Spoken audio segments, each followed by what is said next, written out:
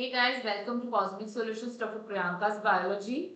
This is a channel where we discuss everything from biology to biotechnology. So today we are going to deal with our NCERT chapter, Principles of Inheritance and Variance. This topic is very important from your board exams as well as NEET exams point of view because the laws of inheritance, that is the major thing that we are going to focus here, and these things are like repeatedly asked for your board exams and also your NEET exams. The application part of you have to apply this laws of inheritance to solve some problems. So if you understand the entire concept, it will be very easy for you to solve the problems with you in your NEET exams. So let's get started with inheritance, principles of inheritance and variance. So what is meant by inheritance? Suppose there is some property, some piece of land, some mansion that belong to your grandfather. So from your grandfather it will come to your father, and from father it will, from your father it will be passed down to you. So basically it's a sequential passing on of the characters or passing on down of the property. So that is what is called as the ancestral property, right? Same way, in genetics or in biology, we talk about the inheritance of genes. The certain characters are passed down from parents to the child. That is what is inheritance of genes. So, for example, when a child is born, his aunties and all they come and they say, okay, the eyes are exactly like the mother, the nose is like the father, okay, the color is like father. So all these are genetic characters that have come down from the parent to the kid. These aunties are just trying to figure out like with whom the resemblance is more. Okay, so this is what is inheritance. Okay, so this particular study was initiated by a person or an Austrian monk called as Gregor Mendel. So Gregor Mendel was an Austrian monk. He was when he was working at Saint Thomas Monastery. Okay, he had the environment of laboratory. He had the facility of laboratory, which uh, made him interested in research and teaching. So he started working on certain pea plants. Okay, he started carrying out some crossbreeding or hybridization experiments in the pea plants, and then he was working on those fields.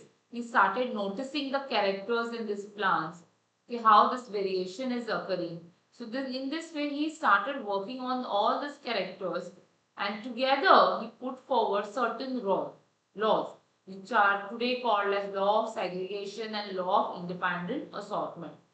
So Gregor Mendel is called as the father of genetics. So after his death, his work got recognition because in olden days there were not systems of like today we have internet, we have computer systems. Okay, the communication has become very easy. If somebody is working on something in India, the person in USA will come to know because this work is getting published, right? So in olden days, these facilities were not there. So after many decades of his death, his work got recognition, and all the work that he did, it formed the basis of genetics. So that's why he is called as the father of genetics. So what he did was he was working on garden peas. So almost for 7 years he worked and he proposed the law of inheritance. So he was the very first one to combine mathematics and biology. He used mathematics to solve the problems in biology. So funny thing is, like many people who are studying, they do not like mathematics much, right? But he was the person, he combined both the studies. Again, contrasting characters. Just a joke. Okay. So there were certain special things about his work that he had very large sampling data. Okay, the sampling size was very vast. That means he used the entire fields to study this thing. This had led to this has added to the credibility of the data that he had collected. For example, now you guys must be now familiar with the chemistry labs that you are working with. You have to perform the test 3 times or you have certain tests in which you have to do the CT or the confirmatory test. Then only you can report to the examiner or your teacher. So even when we are working in lab, certain experiments, whatever we are doing, we always do them as triplets or thrice because we want to be sure whatever work we have done, whatever data we have carried out, or whatever experiment we have done is proper. It is not error prone. So this particular concept was used there. That there was large sampling size. Okay. So all these things it gave the confirm after working on so many plants. Okay.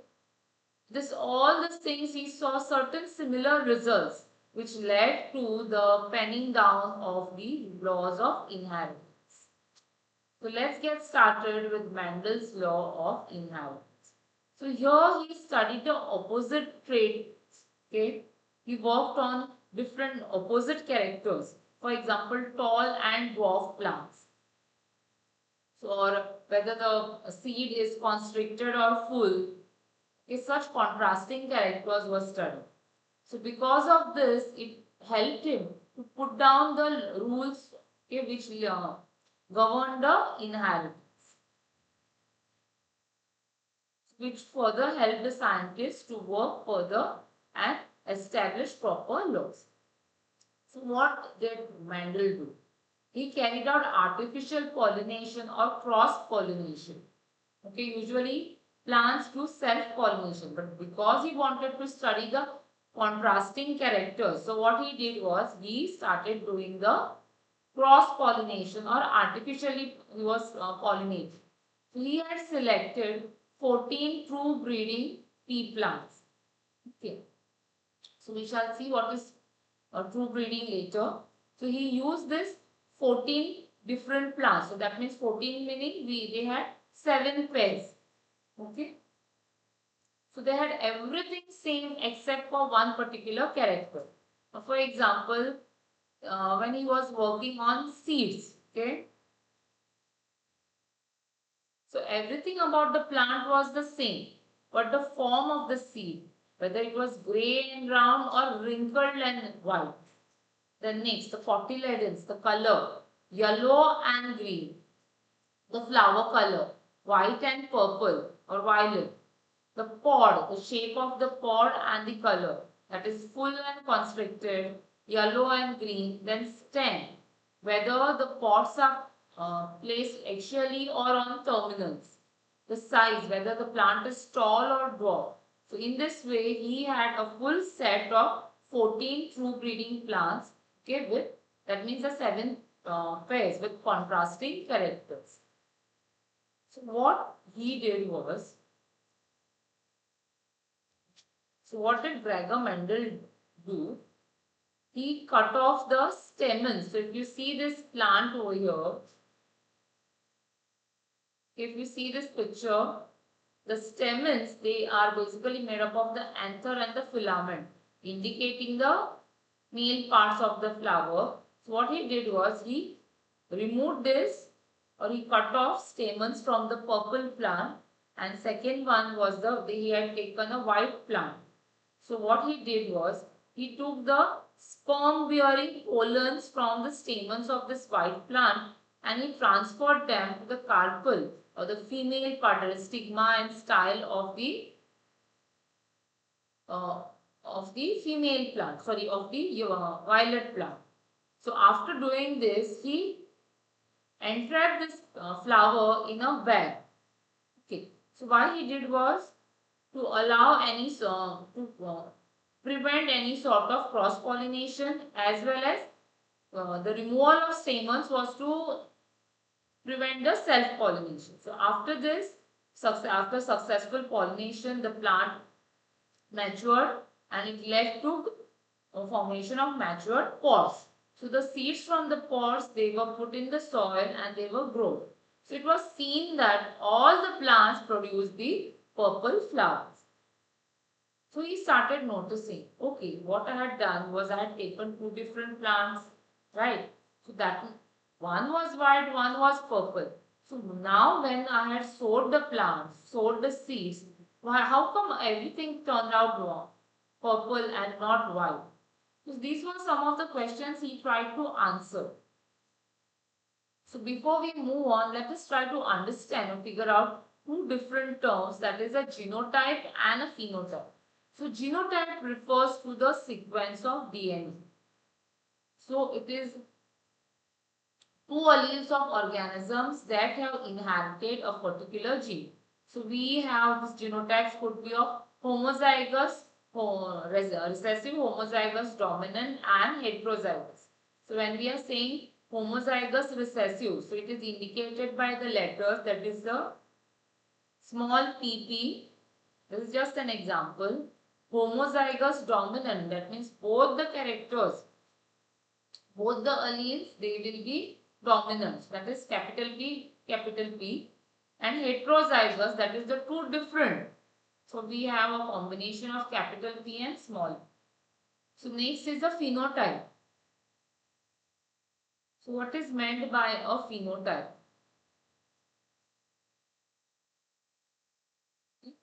So phenotype is something, the observable characters, so characters that we can observe.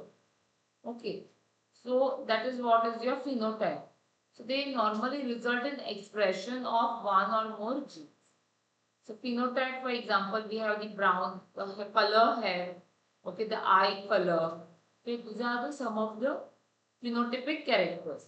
Then when it comes to blood group, we have A, B, AB and O type.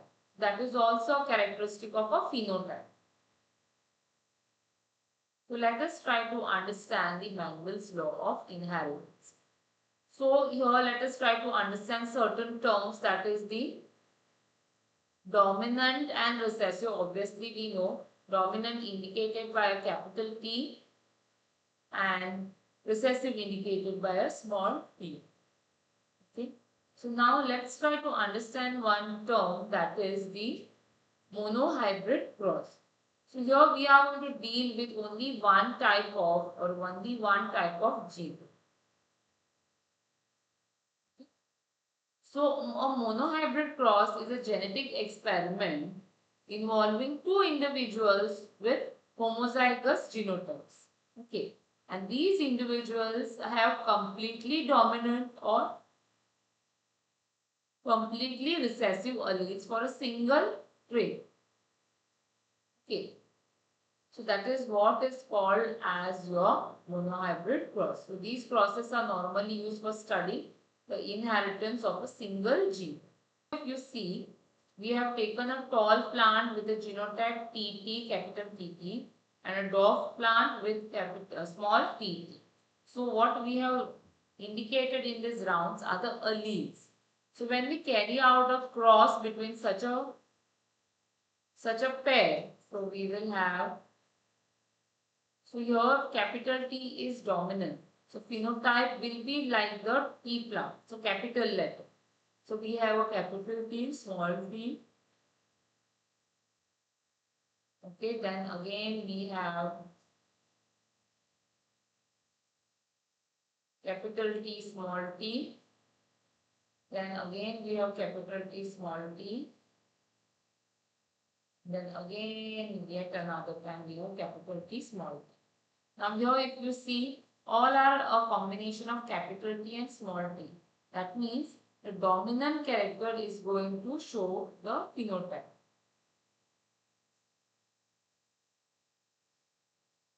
So we have capital T, small t. So that is the F1 generation or the first filial generation. So all the plants, they are tall phenotypically. So the genotypically they look the same and phenotypically also they are looking the same. So what we have done is we have crossed the products from the first F1 generation, that is capital T, small t, capital T, small. So they both are tall plants, right? Both are tall. Okay. Now, once we cross them, capital T, that means it's a tall plant. Small t, capital T, again it's a tall plant. Again we have small t and capital T. This is also going to be a tall plant. And small t, it will be a dwarf plant because both are recessive. So if you see here, 3 are dominant and 1 is recessive. So and this is, if you see, this is a phenotypes, tall and dwarf. The phenotypic ratio would be 3:1. That is, we have 3 tall and we have 1 dwarf plant. So the phenotypic ratio is 3:1. And if you see the genotypic type, so capital T, capital T is of one type. So that small t, capital T, we have 2. And again small t, we have 1. So the genotypic ratio is 1:2:1.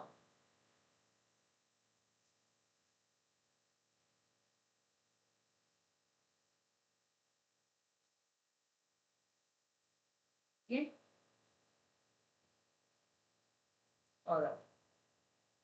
So while he was working on this, so he saw that, like, if you see here, we were talking about there were no dwarf plants. The parents were not dwarf, but somehow, okay, one of the progeny in the F2 generation or the second generation became dwarf.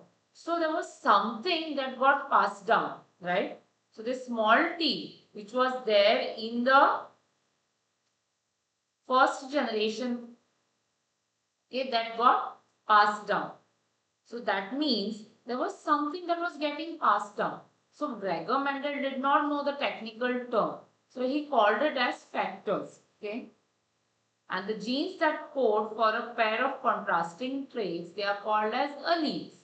So they are slightly different form of the same gene. So we have a capital T, small t. So these both are alleles for the tallness or the dwarfness of the plant, height of the plant. So after understanding this, okay, he had put down certain terms. So the character, he came to know the characters are controlled by certain units called as the factors. These factors, they will always occur in pair, okay, and in dissimilar pairs. In dissimilar pairs, one member is going to dominate the other member. So we have a dominant and the recessive alleles. Alright. So let's move on to a small part, that is a Punnett square. So let us see what is a Punnett square. So whatever we have studied so far, okay, so there was a geneticist called as Reginald Punnett. So he proposed something called as a Punnett square. So this Punnett square is a method, or it's a pictorial or graphical representation which will help to calculate the probability of all the possible genotypes of the offspring. So if you see this square what I have here is nothing but a Punnett square. So wherein we can study the pollination or the crossing of the two different characteristics of plants. And then based on this we can study further. Then let's understand one term called as a test cross. Now this test cross is done specially when we are unaware or when we do not know one of the genotypes of one of the parents. So crossing an individual with dominant genotype or phenotype with another organism exhibiting the recessive genotype. So basically we are going to cross a dominant genotype or recessive genotype. Okay, sorry. We are going to cross. So I'll explain you here. So if you have one goat whose whose phenotype is known, this should have been genotype here. I made a mistake. Whether it is BB or capital B, small b, we do not know. And another one, this mistake, please, I have to rectify this. So another one is the homozygous recessive. Okay, so that means it is going to have this BB. when they are being mated or when the crossing is done, what will happen is, now here we have two possibilities, whether it is capital B or small b, we do not know, right? So let us consider both the cases. That is, suppose if the unknown genotype, again missing, genotype is capital B. So what is done is the capital B, the alleles are put here and the alleles of this recessive one. So we know it is a recessive one. They are put over here. So crossing of this, it will give rise to capital B, capital B, small b, capital B, small b, capital B, small b. So all will have the small b, capital B composition. So all are going to be brown. So this is when the genotype is dominant. So when the genotype, okay, is homozygous, heterozygous, okay. So we have here capital B, small b, and we are going to pair it with the recessive ones. We have capital B, small b, okay, small b, capital B, small b, and small b, right? So if you see, we have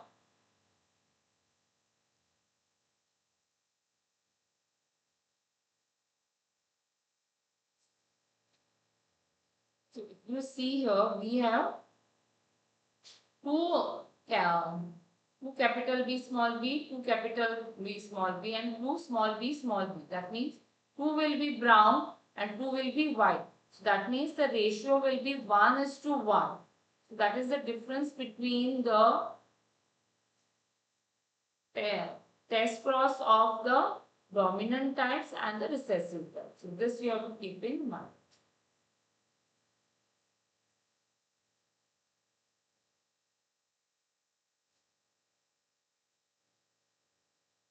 Right? So here is another term, that is something called as back cross. Okay. So back cross is a type of mating, okay, mating of hybrid organism, offsprings of genetically unlike parents with one of its parents or with an organism genetically similar to the parents. So back cross is done for studying the studies for isolation, okay, of certain characteristics in a group of related animals and plants. That is what is a back cross.